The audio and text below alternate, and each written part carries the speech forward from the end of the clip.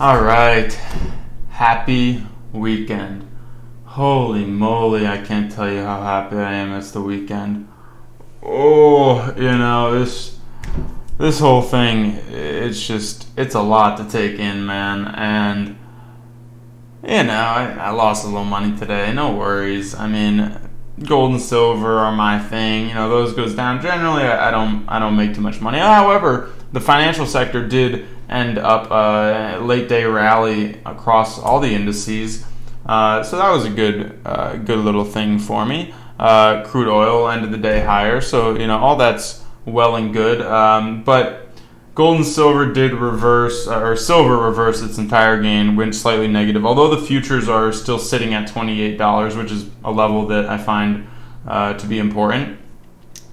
But I don't know if you were watching the end of this market today, but they pumped it up, man. They pumped it up right at the end of the day, and this is reality. You can't fight against this stuff. I don't even try anymore. I used to try to short this market, and no, thank you. The Dow finished. It was down over 150 points lower than it was earlier in the day, but it finished the day positive. S&P 500 was down again significantly, even nothing really, but a couple tenths of a percent, and it finished positive. Nasdaq finished 0.35% higher, so gains across the board. Oil higher, 10-year yield stable, so that's all good. But we did have the dollar putting on a pretty substantial gain, similar to the gain that it put on last week, which precipitated a drop in gold and silver. I bought that drop in gold and silver. I did take a little bit of profit at a later time in a silver stock that I own, and then I rebought today into a new gold stock that I like. I don't know if I'm supposed to say names, but that is what it is. If you go on the chat room on traderschoice.net, there's a guy called Gold Forecaster Index, and he is who I trust with all of my, pretty much, well, not all, but, I trade some gold stocks that I don't think he trades, but he's very resourceful. I recommend him quite a bit. I think he does a really good job. He does a lot more research than I do, PE ratios, blah, blah, blah. I don't really look at that stuff as much. I'm more of a general market guy, overviewing the psychology of the market and trying to make decisions from there. So I have a lot of people that I use as resources, and that's one of them on that chat room.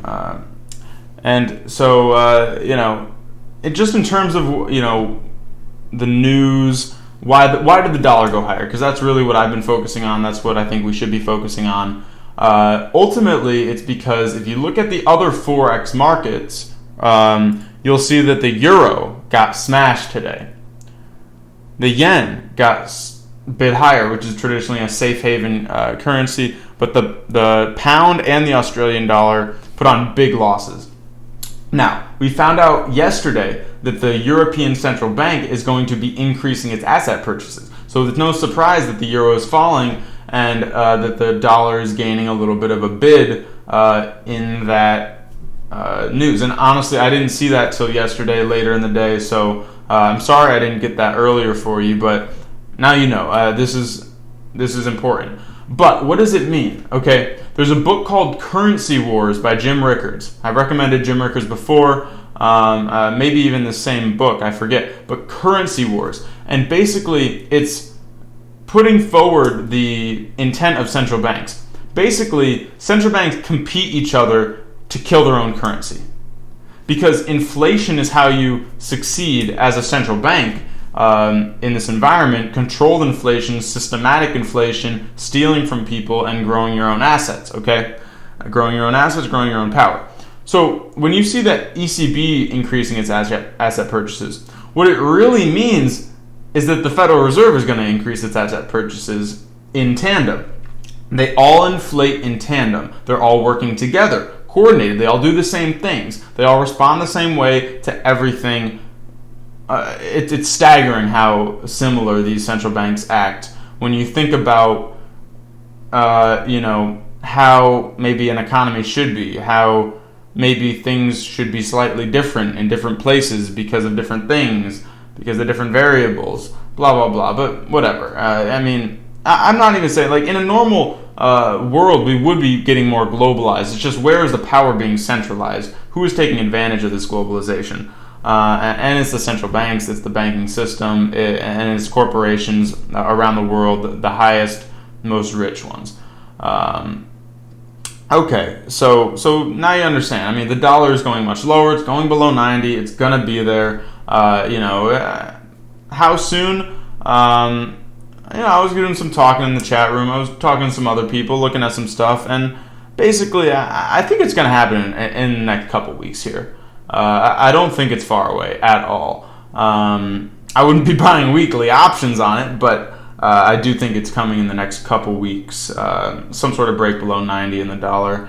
I don't know how people can be dollar bulls in this kind of environment. Especially, see, when the ECB came out and said this, even though the dollar reacted higher, to me it was a bearish signal for the dollar because we understand the game. Okay, we're so far ahead of the game. So on a day like this, if you're getting panicky, if you're getting, kind of what's going on here, maybe you need to adjust your positions to be longer dated options. Maybe you have too much cash invested, you need to go a little more, or maybe you just need to do a little meditation session. Get yourself in touch with some other stuff. I don't know. Like today, gold shit was down. I did my morning moves. I just took a little break, went outside, and I went out on my deck.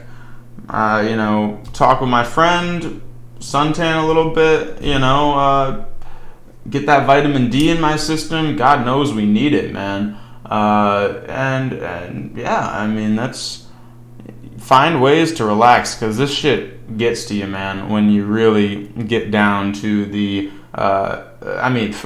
when I talk about stuff on my blog, I'm going so surface level on this stuff. This goes so deep, so historic, and I don't even want to get into the other things, although maybe you've made some observations about maybe what I'm talking about. I think maybe you have. I think you got a pretty sharp mind up there, right? Don't you? All right. Talking about sharp minds, though, 42. Well, this isn't sharp. This is really sad. This is depressing. I'm trying not to be.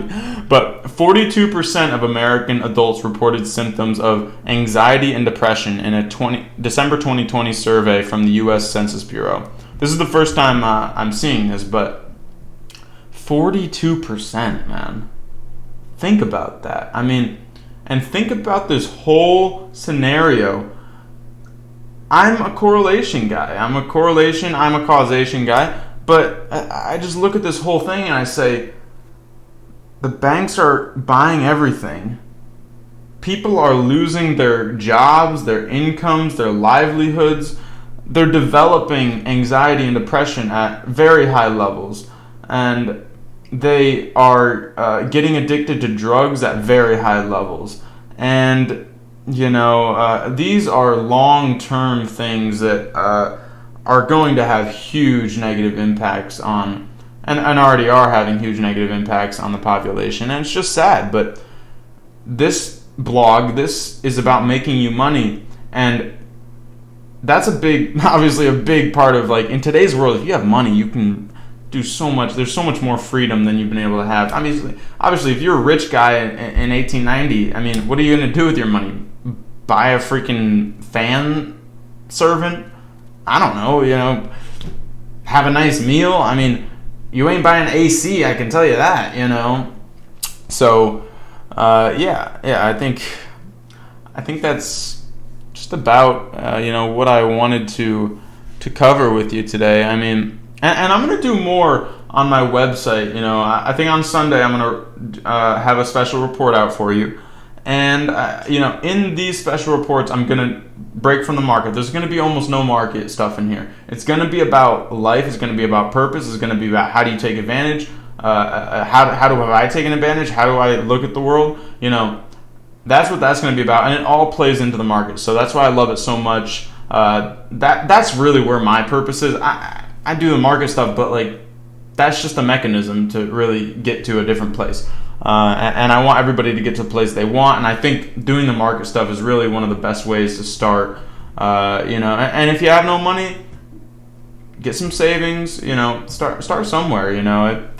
I've been lucky. I'm not gonna lie. In a lot of ways, in the way I've invested. I don't even believe in luck. I believe in karma. Really, you get what you put in. So, if you do a bad thing, it might not be related to how you make money, but I think you're gonna lose money because the way the psychology plays upon itself, also much deeper things.